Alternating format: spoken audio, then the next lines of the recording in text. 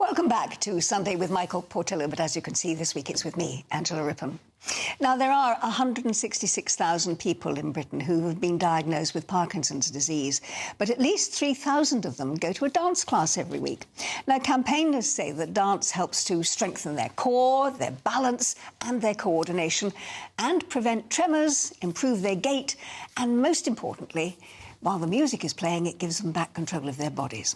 And according to Charlotte Rassell, who is the CEO of Parkinson's UK, dance is a miracle because it helps those with the disease to transform their lives. And joining me now are two people in the studio who know just how powerful dance can be, Ian Temple and Colin Wells. I am so thrilled that you can both come and join me, and I'm delighted to see you're wearing your English National Ballet T-shirts because you both belong to the English National Ballet Parkinson's Dance Troupe, don't you? Yeah. Just for the benefit of people at home, perhaps, who are aware of Parkinson's but don't know exactly what it is, I'll ask both of you, Ian, if you would start, what effect does Parkinson's actually have on your life? Well, it has a huge effect. I've had DBS surgery, which has helped me enormously, deep brain surgery. But I still suffer from slowness of movement, stiffness of movement. I don't have tremor, and my speech is affected slightly. I slur my speech a bit. I'm very self-conscious about it, but I used to hide Parkinson's, and now I celebrate it. You're doing brilliantly, I have to say. Colin? Yeah, I was diagnosed in 2017, and I get a hand tremor, so I sit on my hands sometimes and have body stiffness, anxiety and so on. But dance is brilliant. Yeah. Dance really, really helps. It's brilliant. Yeah, OK, yeah. So both of you, I mean, there are all sorts of pharmaceuticals that you can take, obviously, and medical things that you can do for the condition. What made you, Colin, you have no background in dance at all, do you? No. What made you go to a dance class? Well, a friend of mine who I used to box with, who had Parkinson's, recommended the English National Ballet Social Engagement Programme, and it's really good. So from that, I was recommended, and I went along, and I was a little bit sceptical. It's not, I've never danced before in a formal sense. But then I met these guys, and I fell in love with dance, and it's absolutely superb. It helps fight my motor and non-motor symptoms. It does, yeah. Ian, what was yours? You had a background in dance. I did, yes. I used to work for the Royal Opera House, so it was not too big a step for me. I loved the family of being in a dance company. But for me, you asked about medicine. Dance is my medicine, it really is. I feel joy is my medicine, actually. And you don't feel joy very often. When you have Parkinson's, you feel depressed and anxious a lot because you don't have dopamine in your system. And to perform live is such a buzz. I love it. I mean, as I said in the introduction, the general indication is that when you dance, it does strengthen your core, your balance, your coordination. All of these things help with your gait. But what difference have you found? I mean, you say it's a joy, Colin, but what difference has it made, Ian, to your life? The difference is it's about accepting this illness. It's a horrible illness. It's an illness that is degenerative and it's progressive. There's no cure for Parkinson's. And so you can get very down about it. You can get very insular and stay at home. What it does, it gets me out of the house. It gives me a structure to my week, and it gives me the chance to meet other people with Parkinson's, which has been very important. We're very unlikely friends.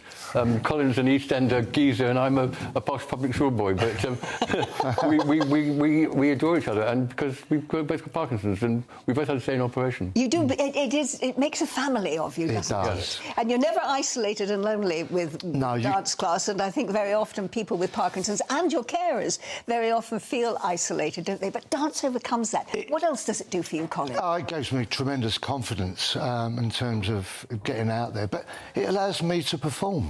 It allows me creativity. I mean, in terms of the programmes, the Let's Dance programme, that fortunately I met yourself through that, we're dancers. Yeah. And they don't dumb it down. We can't quite do the high turns and stuff like that, but we do our own movement and our own dance. Yes. And so, have you found, both of you, that it has affected all of those things, that you walk better, that not just giving you confidence, but you feel physically stronger? Yeah, I mean, posture, I'm forever imagining I'm going to pull my posture up, and all through the teachers and the instructors. Also the importance of music and dance. We have live music at the English National Ballet sessions, and you hear some music and you want to, you can't. You want to move to it. Yeah, you want to move to it. Yeah. Now, I mean, one of the things that we did for the Let's Dance campaign was get Dame Arlene Phillips to choreograph a piece specifically for you guys.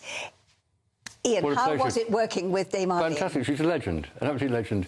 And she saw possibility in us, and it allowed us to see possibility in ourselves. She trusted us with her piece, and it was marvellous. It was done to Whitney Houston's somebody to... I Want to Dance with Somebody. Thank you. Yeah. I Want to Dance with Somebody. And it was very moving to do, actually, and it's about dancing with other people and the joy of dance. I think we can actually see what that routine looked like. Yeah. Colin, what did it do for you? I mean, you were working with Dame Arlene, as you say, she is a legend herself in the dance world, but you were dancing then with dancers. Yeah. So how brilliant was that? Well, it's great, but she listened as well. I mean, you know, you have to adapt it for the condition that we've got, but she gave us something that's specific for us. It makes you feel really important. And we can sit on there. I'm usually the one out of time at the back, going to left and right, but I don't care. And in fact, if you see that there, it's just such a lovely piece. And the audience reaction, we go in front of the public, and the audience is absolutely superb. It is, isn't it? Yeah. It's just amazing. I mean, there are going to be lots of people, perhaps watching this programme, who themselves live with Parkinson's. They will have carers who are perhaps not aware of the value of dance. Ian, what would you say to them watching this, listening to you? I mean, at the moment, as we say, 166,000 people in the country are diagnosed with Parkinson's. About 3,000 odd dance. Go to dance. I mean, my ambition, and I know Dame Arlene's ambition, is to get at least 50,000 of those 160,000 people dancing. But what would you say to them to encourage them? If we're going to get one person to find dance, it would be great. Yeah. But hopefully we get a lot more. Dance has completely opened my life up. I see myself as a dancer now, not just somebody with Parkinson's. And to go there is not like being a patient, it's like being an artist. They treat you like an artist, they treat you with respect. And they trust us with these choreographers. And it's a pleasure to do. And it's for everyone. You don't... I mean, we're lucky, we're some of the more mobile. But even if you just sit in your chair and do it, it's for everyone. Yeah. Whatever mobility. Parkinson's wants you alone at home and not going out, ashamed to go out, in fact, because of how you move and how you look. And it gives you the confidence in a very safe space with other people who've got Parkinson's to perform. I mean, during lockdown, I did it sitting down on the floor and stuff like that. So, you know, all these different programmes will get you out there. So if someone's at home sitting there thinking, well, I won't be able to do that, I can't dance, do it. Yeah, I mean, blokes particularly take a lot of persuading to dance, but I mean, you two are prime examples, and it actually does work, doesn't it? In fact, I think our dance company is sort of half and half, there's sort of gender mix. Yeah. But it doesn't, I don't even really think about that, but you're right. But, I mean, do you actually feel them when you're dancing? Because of the music, that... I mean, as you say, it is a terrible disease. There is no cure for it, and people's whole body changed completely. Do you feel you have taken back control of your body? It's a blissful release for 2 hours. During that dance class that we have, I just forget about it and I move. Some people, it's subjective where you say if it's dancing, but I do move about. I love it. Yeah. The brain is an extraordinary place. It's a musical place. It reacts to music and it reacts to rhythm. One of the things we lose is the ability to initiate movement, and we get stuck, we freeze. When we dance, we don't. It uses a different part of the brain, actually. So scientifically, the reptilian brain is the one that controls movement, and it uses the front brain, the creative part, and it completely releases you.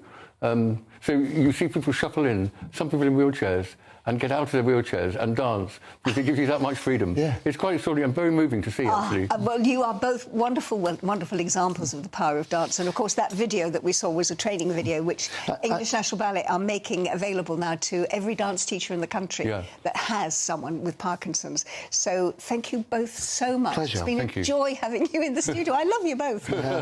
Thank you so much for joining us. Ian and Colin, thank you. And keep dancing. Now, coming up, we're going to go back to events.